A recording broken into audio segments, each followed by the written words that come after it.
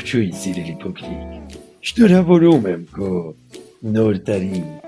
Այո, 2026 թվականը պապիկը ուզում է, որ իր հետ խաղաղություն քեզ համար բերի, որ պապիկը հետևի քեզ ու տեսնի, թե ինչքան շատ ձեռքբերումներ ունես, թե ինչպես ես ուրեցօր դառնում ավելի խելացի, իսկ պապիկը կփորձի նպաստել այդ գործին։ Դե ինչ, Հովհաննես Թումանյանի հեքիաթներից Անխելք մարդը։ Ժամանակով մի աղքատ մարդ կար, որքան աշխատում էր, որքան չարչարվում էր, դարձյալ միևնույն աղքատն էր մնում։ Հուսահատված մի օր նա վեր կացավ, թե պետք է գնամ, գտնեմ Աստծուն, տեսնեմ, ես երբ պետք է պրծնեմ այս աղքատությունից ու ինձ համար մի բան խնդրեմ։ Ճանապարհին մի գայլ պատահեց։ Առաջ բարի մարդ աղբեր, ուր ես գնում, հարցրեց գայլը։ Գնում եմ Աստծու մոտ, պատասխանեց աղքատը, դարդ ունեմ ասելու։ Դե որ գնաս Աստծու մոտ, խնդրեց գայլը, ասա մի սոված գայլ կա, գիշեր ցերեկման է գալիս սարուձոր, ուտելու բան չի գտնում, ասա մինչև երբ պետք է սոված մնա, որ ստեղծել ես, ինչու չես կերակուր հասցնում։ Լավ, ասաց մարդը ու շարունակեց ճանապարհը։ Շատ գնաց թե քիչ, պատահեց մի սիրուն աղջկա։ Ուր ես գնում աղբեր, հարցրեց աղջիկը։ Գնում եմ Աստծու մոտ։ Երբ որ Աստծուն տեսնես, աղաչեց սիրուն աղջիկը, ասա մի այսպիսի աղջիկ կա, ջահել, առողջ, հարուստ, բայց չի կարողանում ուրախանալ, բախտավոր զգալ իրեն, ինչ պիտի լինի նրա ճարը։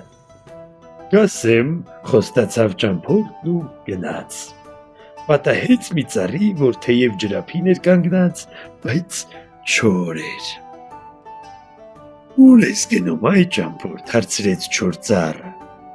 Գնում եմ Աստծու մոտ։ Դե կանգնիր մի երկու խոսք էլի էսա պսպրեմ, խնդրեց չոր ծառը։ Աստծուն կասես, այս ինչ բան է, բուսել եմ այս պարզ ջրի ափին, բայց ամառ ձմեռ չոր եմ մնում, երբ պետք է ես էլ կանաչեմ։ Այս էլ լսեց աղքատը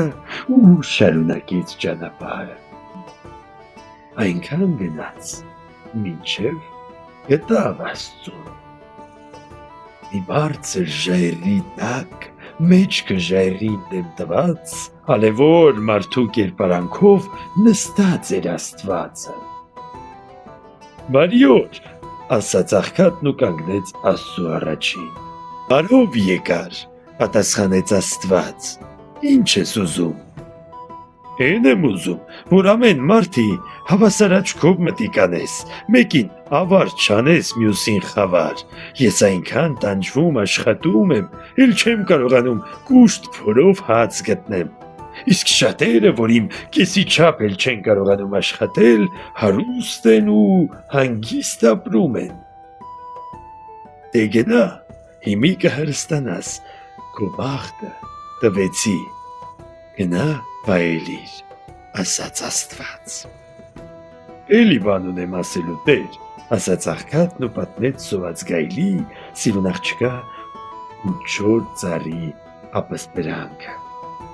Աստված բոլորի պատասխանը տվեց և աղքատը շնորհակալություն արավ ու հեռացավ։ Վերադարձին պատահեց չոր ծառին։ Ինձ համար ինչ ասաց Աստված, հարցրեց չոր ծառը։ Ասաց, քո տակի ոսկի կա, մինչև այդ ոսկին չհանեն, որ արմատները հողին հասնի քո, դու չես կանաչի, պատմեց մարդը։ Էլ ուր ես գնում, արի ոսկին հանիր, համ քեզ օգուտ կլինի, համ ինձ, դու կհարստանաս, ես էլ կկանաչեմ։ Չէ, ես ժամանակ չունեմ, շտապում եմ, պատասխանեց աղքատը։ Աստված ինձ բախտ տվեց, ես շուտով պետք է գտնեմ իմ բախտը, գտնեմ ու վայելեմ, ասաց ու գնաց։ Հետո սիրուն աղջիկը պատահեց ու ճամփորդի առաջը կտրեց։ ինչ լուր բերիր ինձ համար։ Աստված ասաց,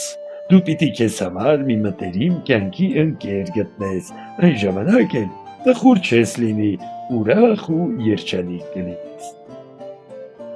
Դե որ այդպես է, արի դու եղիր իմ կյանքի մտերիմ ընկերը, թախանձեց աղջիկը ճամփորդին։ Չէ, ես քեզ ընկերակցելու ժամանակ չունեմ։ Աստված ինձ բախտ է տվել, պետք է գնամ իմ բախտը գտնեմ, վայելեմ,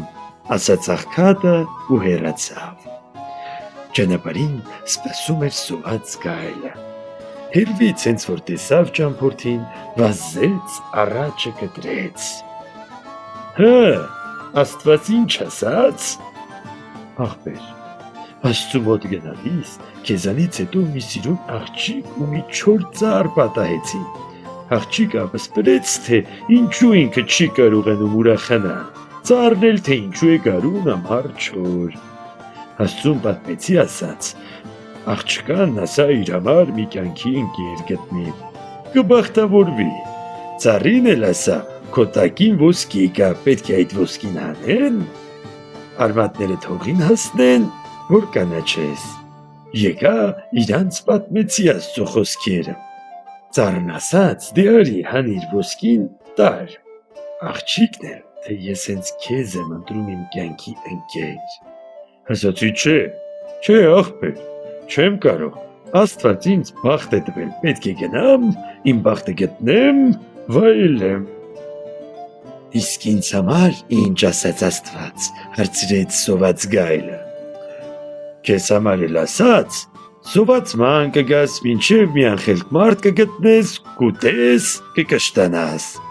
Էլ քեզանից անխելք մարդ որտեղից գտնեմ, ասաց գայլը ու կերավ աղքատին։ Դու ինչ, սիրելի փոքրիկ, հուսամ դու ծանոթ էիր այս հեքիաթին ևս մեկ անգամ վերհիշեցիր։ Պապիկը